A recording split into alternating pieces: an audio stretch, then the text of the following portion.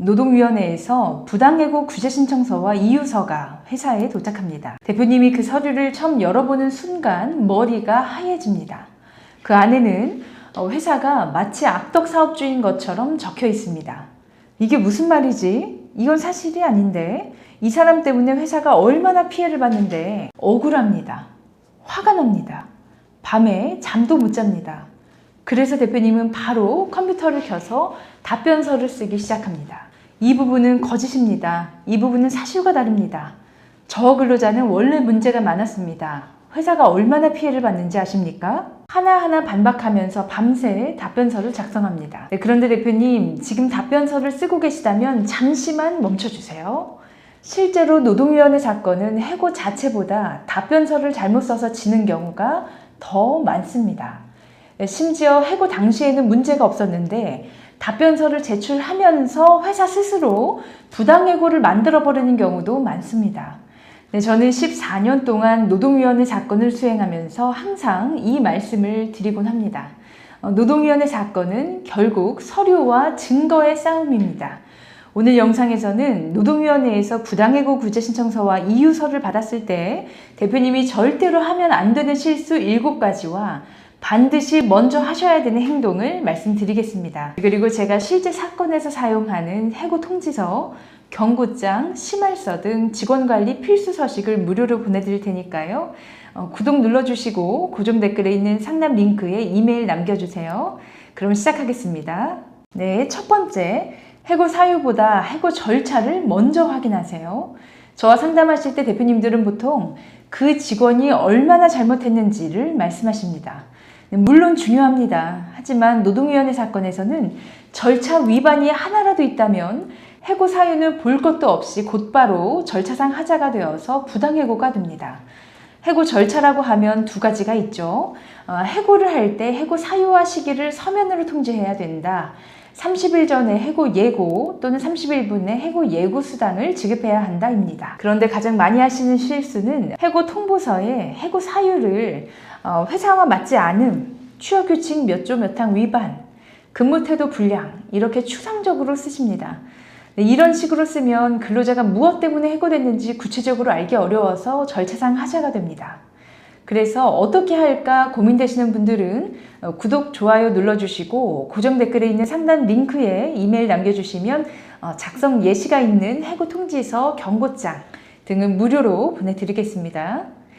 네, 2번째 많이 하시는 실수, 징계해고의 경우에는 취업규칙이 중요합니다. 징계위원회를 열어야 되는지, 출석 통지를 해야 되는지, 한다면 며칠 안에 해야 되는지, 소명 기회를 줘야 되는지, 징계 의결 절차가 있는지, 재심의 절차가 있는지 이런 절차가 취업규칙에 있음에도 불구하고 지키지 않았다면 해고 사유가 아무리 명백하더라도 절차상 하자로 곧바로 부당해고가 됩니다. 네, 2번째입니다. 답변서에서 새로운 해고 사유를 만들지 마세요.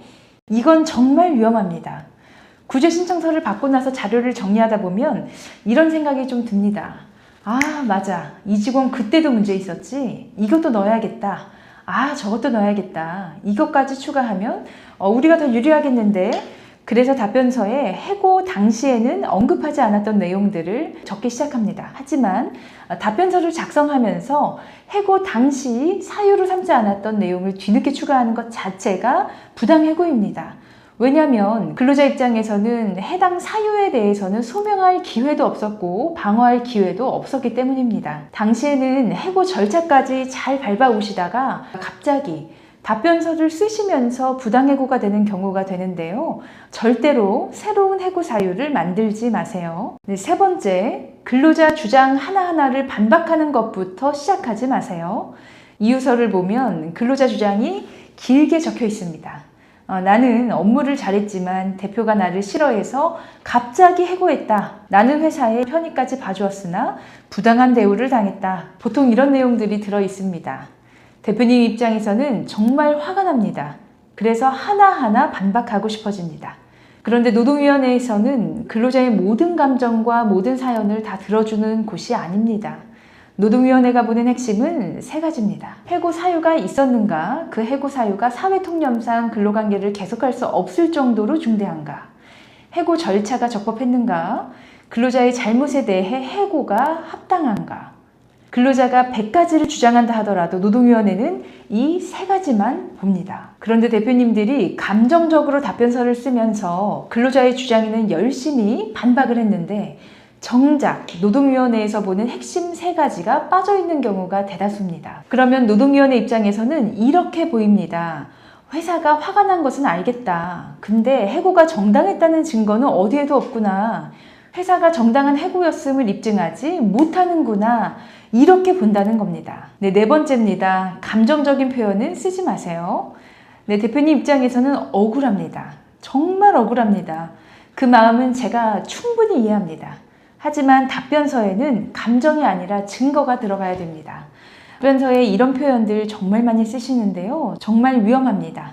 근로자는 회사에 해를 끼치려는 사람입니다. 인성이 좋지 않습니다. 거짓말을 밥 먹듯이 하는 사람입니다. 상식이 없는 사람입니다.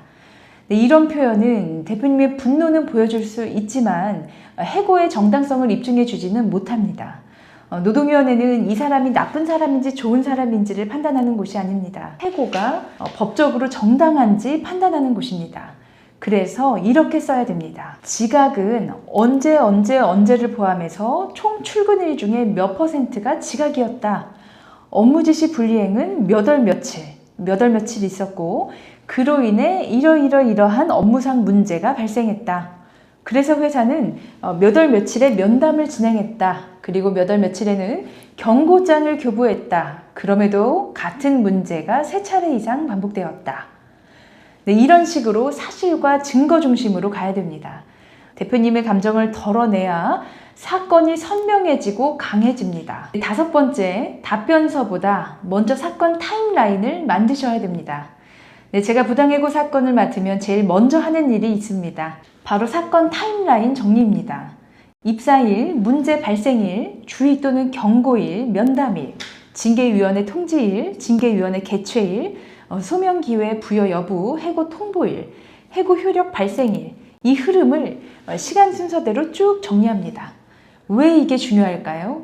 타임라인을 만들면 사건의 강점과 약점이 한눈에 보입니다.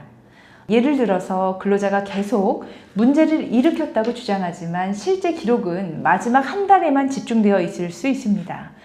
반대로 회사가 충분히 기회를 줬다고 생각했는데 문서상으로는 경고나 면담 기록이 전혀 없을 수도 있습니다. 또 징계위원회는 열었지만 출석 통지 기간이 너무 짧았을 수도 있고요.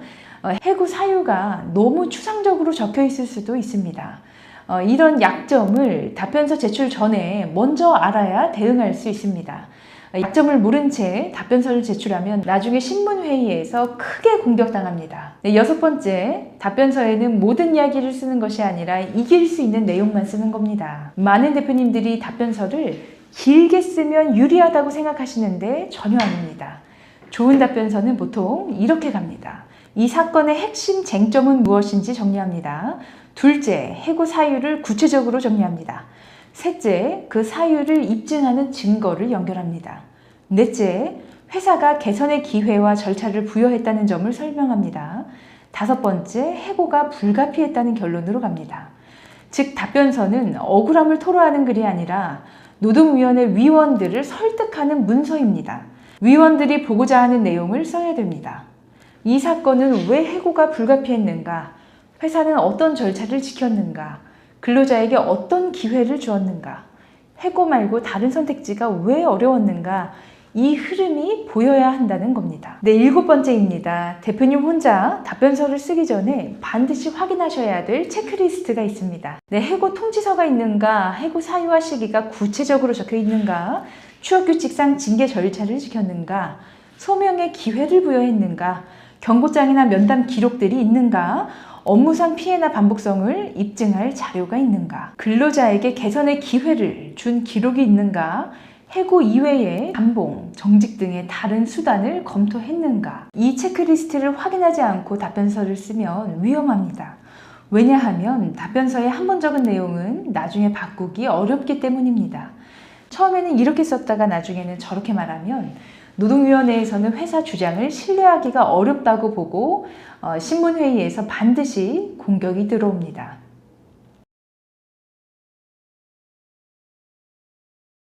상담을 해보면 대부분 방향이 나옵니다.